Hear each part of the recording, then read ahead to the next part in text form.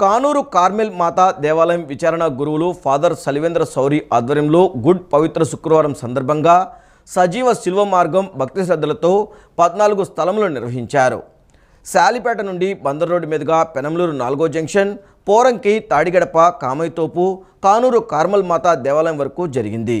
భక్తులు 2000 మంది పైన పాల్గొన్నారు. సజీవ శిలువ మార్గం వేషధారణ పాత్రలు చూపరులకు భక్తి మార్గంలో నడిపించింది.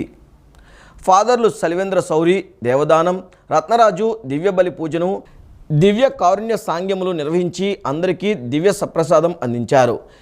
ఈ కార్యక్రమంలో సిటీసీ సిస్టర్స్, ఉపదేశకులు, దీక్షాపరులు, యూనిట్స్ లీడర్స్, వివిధ గ్రామాల నుండి భక్తులు అధిక సంఖ్యలో పాల్గొన్నారు.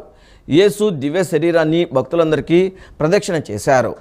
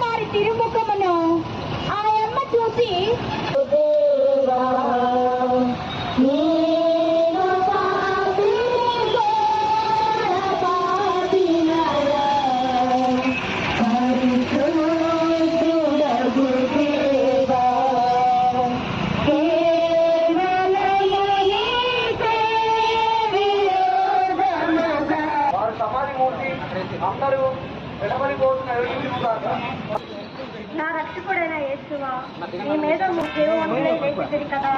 ఈ ఉత్థానమును చూసి లోకాస్యము నేను ఉత్థానమగుటకు మోక్షమునందు సదా మేము ఒకటి ప్రేమించుటకు అనుగ్రహం